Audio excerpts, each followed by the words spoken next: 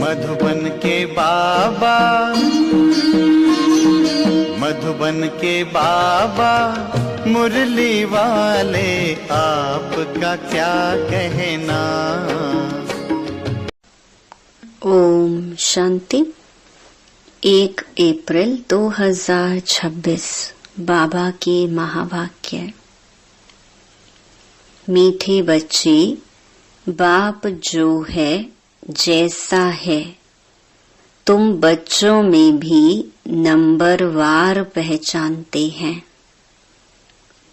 अगर सब पहचान लें तो बहुत भीड़ मच जाए। प्रश्न, चारों ओर प्रत्यक्षता का आवाज कब फैलेगा?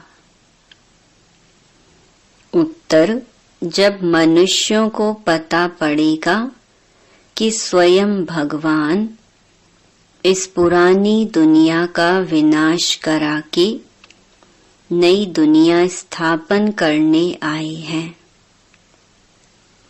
दूसरा, हम सबकी सद्गति करने वाला बाप हमें भक्ति का फल देने आया है।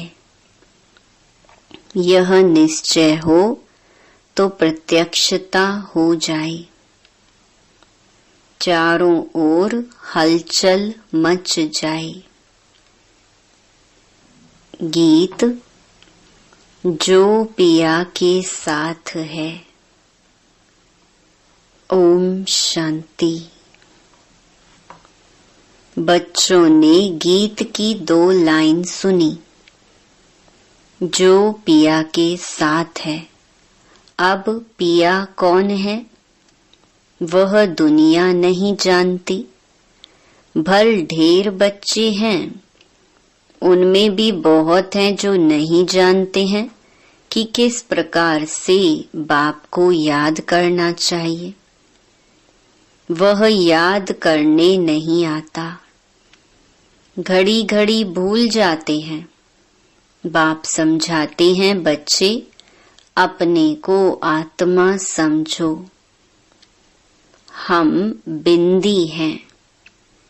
बाप ज्ञान का सागर है, उनको ही याद करना है। याद करने की ऐसी प्रैक्टिस पड़ जाए जो निरंतर याद ठहर जाए। पिछाड़ी में यही याद रहे कि हम आत्मा हैं, शरीर तो है, परंतु यह ज्ञान बुद्धि में रखना है कि हम आत्मा हैं। बाप का डायरेक्शन मिला हुआ है। मैं जो हूँ उस रूप में कोई विरला याद करते हैं। देह अभिमान में बच्चे बहुत आ जाते हैं।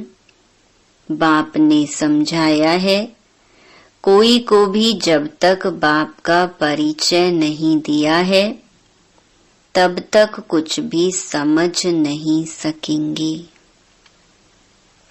पहले तो उन्हों को यह मालूम पड़े कि वह निराकार हमारा बाप गीता का भगवान है। वही सर्व का सद्गति दाता है। वह इस समय सद्गति करने का पार्ट बजा रहे हैं। इस पॉइंट में निश्चय बुद्धि हो जाए तो फिर जो भी इतने साधु संत आदि हैं सब 1 सेकंड में आ जाएं। भारत में बड़ा हंगामा मच जाए। अभी मालूम पड़ जाए कि यह दुनिया विनाश होने वाली है। इस बात का निश्चय हो जाए तो बंबई से लेकर आबू तक क्यों लग जाए। लेकिन इतना जल्दी कोई को निश्चय नहीं हो सकता। तुम जानते हो विनाश होना है। यह सब घोर निद्रा में सोए ही रहने हैं। फिर अंत समय तुम्हारा प्रभाव निकलेगा। मासी का घर नहीं है जो इस बात में निश्चय हो जाए कि गीता का भगवान परम पिता परमात्मा शिव है। यह प्रसिद्ध हो जाए तो सारे भारत में आवाज हो जाए। अभी तो तुम एक को समझाएंगे तो दूसरा कहेगा तुमको जादू लग गया है। यह झाड़ बहुत धीरे धीरे बढ़ना है। अभी थोड़ा टाइम है, फिर भी पुरुषार्थ करने में हर्जा नहीं है। तुम बड़े बड़े लोगों को समझाते हो, परंतु वे कुछ भी समझते थोड़े ही हैं। बच्चों में भी कई इस नॉलेज को समझते नहीं हैं। बाप की याद नहीं तो वह अवस्था नहीं। बाप जानते हैं निश्चय किसको कहा जाता है। अभी तो कोई 1-2% भी मुश्किल बाप को याद करते हैं। भल यहाँ बैठे हैं, बाप के साथ वह लव नहीं रहता। इसमें लव चाहिए, तकदीर चाहिए। बाप से लव हो तो समझें। हमको कदम कदम श्रीमत पर चलना है। हम विश्व के मालिक बनते हैं। आधा कल्प का देही अभिमान बैठा हुआ है, सो अब देही अभिमानी बनने में बड़ी मेहनत लगती है। अपने को आत्मा समझ मोस्ट बिलवेड बाप को याद करना मासी का घर नहीं है। उनके चेहरे में ही रौनक आ जाए। कन्या शादी करती है, जेवर आदि पहनती है तो चेहरे में एकदम खुशी आ जाती है। परंतु यहाँ तो साजन को याद ही नहीं करते तो वह शक्ल मुरझाई हुई रहती है। बात मत पूछो। कन्या शादी करती है तो चेहरा खुशनुमा हो जाता है। कोई की तो शादी के बाद भी शक्ल मुर्दे जैसी रहती है। किस्म किस्म के होते हैं। कोई तो दूसरे घर में जाकर मूंज पड़ती हैं, तो यहाँ भी ऐसे हैं। बाप को याद करने की मेहनत है। यह गायन अंत का है कि अति इंद्रिय सुख गोपी वल्लभ के गोप गोपियों से पूछो। अपने को गोप गोपी समझना और निरंतर बाप को याद करना, वह अवस्था होनी है। बाप का परिचय सबको देना है। बाप आया हुआ है, वो वर्षा दे रही है। इसमें सारी नॉलेज आ जाती है। लक्ष्मी नारायण ने जब 84 जन्म पूरे किए, तब बाप ने अंत में आकर उन्हों को राजयोग सिखाकर राजाई दी। लक्ष्मी नारायण का यह चित्र है नंबर 1।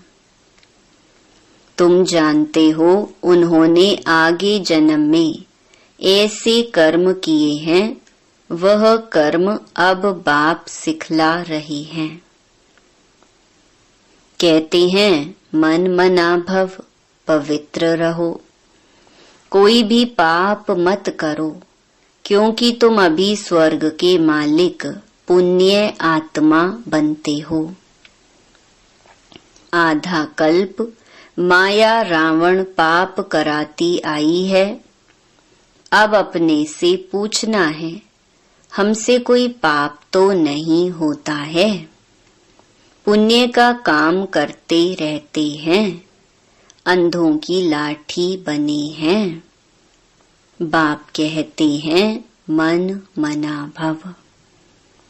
यह भी पूछना होता है कि मन मना भव किसने कहा? वह कहेंगे श्री कृष्ण ने कहा। तुम मानते हो परम पिता परमात्मा शिव ने कहा। रात दिन का फर्क है। शिव जयंती के साथ है गीता जयंती, गीता जयंती के साथ श्री कृष्ण जयंती। तुम जानते हो हम भविष्य में प्रिंस बनेंगे। बेगर टू प्रिंस बनना है। यह एम ऑब्जेक्ट ही राजयोग की है। तुम सिद्ध कर बताओ कि गीता का भगवान श्री कृष्ण नहीं था। वह तो निराकार था। तो सर्वव्यापी का ज्ञान उड़ जाए। सर्व का सद्गति दाता पतित पावन बाप है। कहते भी हैं कि वह लिबरेटर है। फिर सर्वव्यापी कह देते। जो कुछ बोलते हैं समझते नहीं हैं। धर्म के बारे में जो आता है बोल देते हैं। मुख्य धर्म है 3। देवी देवता धर्म तो आधा कल्प चलता है। तुम जानते हो बाप ब्राह्मण देवता क्षत्रिय धर्म स्थापन करते हैं। यह दुनिया नहीं जानती। वह तो सत्य को ही लाखों वर्ष कह देते हैं। आदि सनातन देवी देवता धर्म है सबसे ऊंचा। परंतु यह अपने धर्म को भूल इररिलीजियस बन पड़े हैं। क्रिश्चियन लोग अपने धर्म को नहीं छोड़ते। वह जानते हैं क्राइस्ट ने हमारा धर्म स्थापन किया था। इस्लामी, बौद्धि, फिर क्रिश्चियन, यह है मुख्य धर्म। बाकी तो छोटे छोटे बहुत हैं। कहाँ से वृद्धि हुई यह कोई नहीं जानता। मोहम्मद को अभी थोड़ा समय हुआ है। इस्लामी पुरानी है। क्रिश्चियन भी मशहूर हैं। बाकी तो कितने ढेर हैं। सबका अपना अपना धर्म है। अपना भिन्न भिन्न धर्म, भिन्न भिन्न नाम है तो मूंझ गए हैं। यह नहीं जानते कि मुख्य धर्म शास्त्र ही 4 हैं। इसमें डेइटिज्म, ब्राह्मणिज्म भी आ जाते हैं। ब्राह्मण सो देवता, देवता सो क्षत्रिय। यह किसको पता नहीं। गाते हैं ब्राह्मण देवताय नमः। परम पिता ने ब्राह्मण देवता क्षत्रिय धर्म की स्थापना की। अक्षर हैं परंतु पढ़ते ऐसे हैं जैसे तोते। यह है कांटों का जंगल। भारत गार्डन ऑफ फ्लावर था, यह भी मानते हैं। परंतु वह कब, कैसे, किसने बनाया? परमात्मा क्या चीज है यह कोई नहीं जानते। तो ऑर्फन हो गए ना, इसीलिए यह लड़ाई झगड़े आदि हैं। सिर्फ भक्ति में खुश होते रहते हैं। अब बाप आए हैं सोजरा करने। सेकंड में जीवन मुक्त बना देते हैं। ज्ञान अंजन सतगुरु दिया, अज्ञान अंधेर विनाश। अभी तुम जानते हो हम सोजरे में हैं। बाप ने तीसरा नेत्र दिया है। भल देवताओं को तीसरा नेत्र दिखाते हैं परंतु अर्थ नहीं जानते। वास्तव में तीसरा नेत्र तुमको है। उन्होंने फिर दे दिया है देवताओं को। गीता में ब्राह्मणों की कोई बात नहीं। उसमें तो फिर कौरव पांडवों आदि की लड़ाई, घोड़े गाड़ी आदि लिख दी हैं। कुछ भी समझते नहीं। तुम समझाएंगे तो कहेंगे तुम शास्त्रों आदि को नहीं मानते। तुम कह सकते हो हम शास्त्रों को मानते क्यों नहीं हैं? जानते हैं, यह सब भक्ति मार्ग की सामग्री है, गाया हुआ है ज्ञान और भक्ति। जब रावण राज्य होता है तब भक्ति शुरू होती है। भारतवासी वाम मार्ग में जाकर धर्म भ्रष्ट और कर्म भ्रष्ट बन जाते हैं। इसीलिए अब हिंदू कहला दिया है, पतित बन गए हैं। पतित किसने बनाया? रावण ने। रावण को जलाते भी हैं, समझते हैं यह परंपरा से चला आता है। परंतु सतयुग में तो रावण राज्य ही नहीं था। कुछ भी समझते नहीं। माया बिल्कुल ही पत्थर बुद्धि बना देती है। पत्थर से पारस बाप ही बनाते हैं। जब आयरन एज में आए तब तो आकर गोल्डन एज स्थापन करी। बाप समझाते हैं, फिर भी बड़ा मुश्किल किसकी बुद्धि में बैठता है। तुम कुमारियों की अब सगाई होती है, तुमको पटरानी बनाते हैं। तुमको भगाया अर्थात तुम आत्माओं को कहते हैं तुम मेरे थे, फिर तुम मुझे भूल गए हो। देह अभिमानी बन माया के बन गए हो। बाकी भगाने आदि की तो बात नहीं है। मामेकम याद करो, याद की ही मेहनत है। बहुत देह अभिमान में आकर विकर्म करते हैं। बाप जानते हैं यह आत्मा मुझे याद ही नहीं करती है।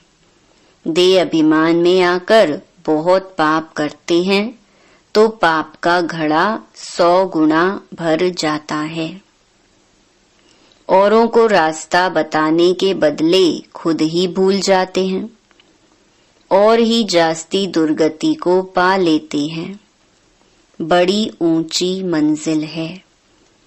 चढ़े तो चाखे वैकुंठ रस, गिरे तो चकना चूर। यह राजाई स्थापन हो रही है। इसमें फर्क देखो कितना पड़ जाता है। कोई तो पढ़कर आसमान में चढ़ जाते हैं, कोई पट में पड़ जाते हैं। बुद्धि डल होती है तो पढ़ नहीं सकते हैं। कोई कोई कहते हैं बाबा हम किसको समझा नहीं सकते हैं। कहता हूं अच्छा सिर्फ अपने को आत्मा समझो। मुझ बाप को याद करो तो मैं तुमको सुख दूंगा। परंतु याद ही नहीं करते हैं। याद करें तो औरों को याद दिलाते रहें। बाप को याद करें तो पाप नष्ट हो जाएं।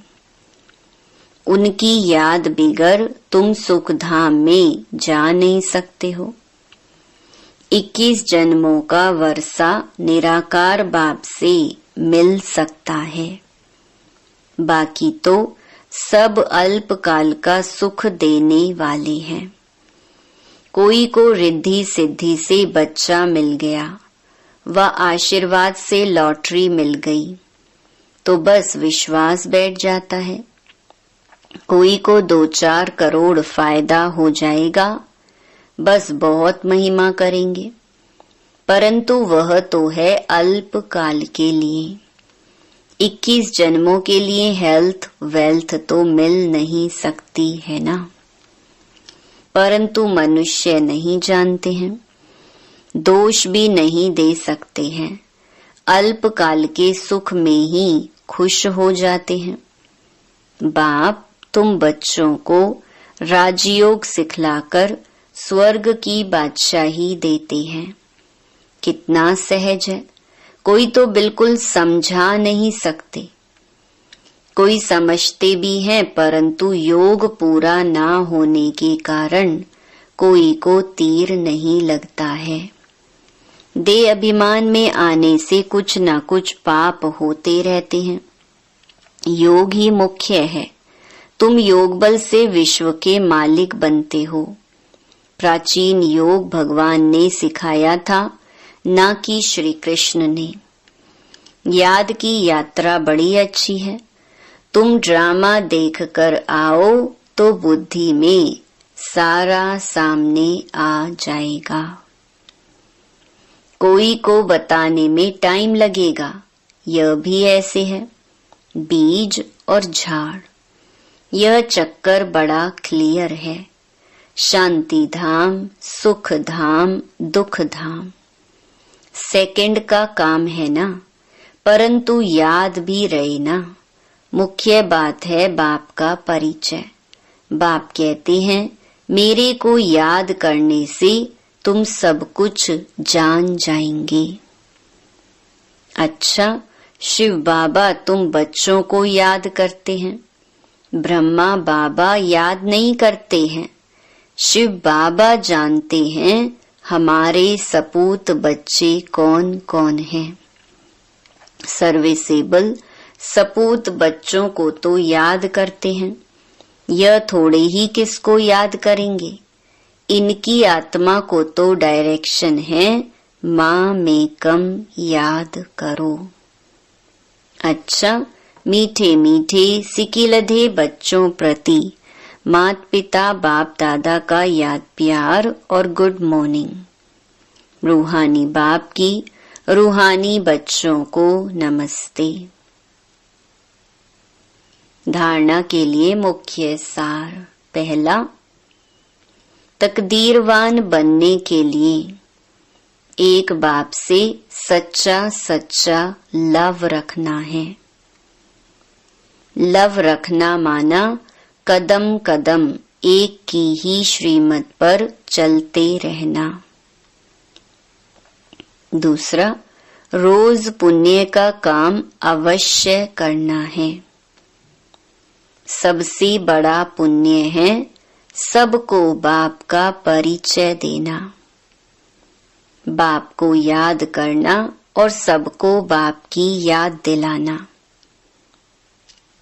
वरदान, अपनी दृष्टि और वृत्ति के परिवर्तन द्वारा सृष्टि को बदलने वाले साक्षात्कार मूर्त भव। अपनी वृत्ति के परिवर्तन से दृष्टि को दिव्य बनाओ, तो दृष्टि द्वारा अनेक आत्माएं अपने यथार्थ रूप, यथार्थ घर तथा यथार्थ राजधानी देखेंगी। ऐसा यथार्थ साक्षात्कार कराने के लिए वृत्ति में जरा भी देह अभिमान की चंचलता ना हो, तो वृत्ति के सुधार से दिव्य दृष्टि बनाओ, तब यह सृष्टि परिवर्तन होगी। देखने वाले अनुभव करेंगे कि यह नैन नहीं, लेकिन यह एक जादू की डिबियां हैं। यह नैन साक्षात्कार के साधन बन जाएंगे। स्लोगन, सेवा की उमंग उत्साह के साथ बेहद की वैराग्य वृत्ति ही सफलता का आधार है। अच्छा, ओम शांति।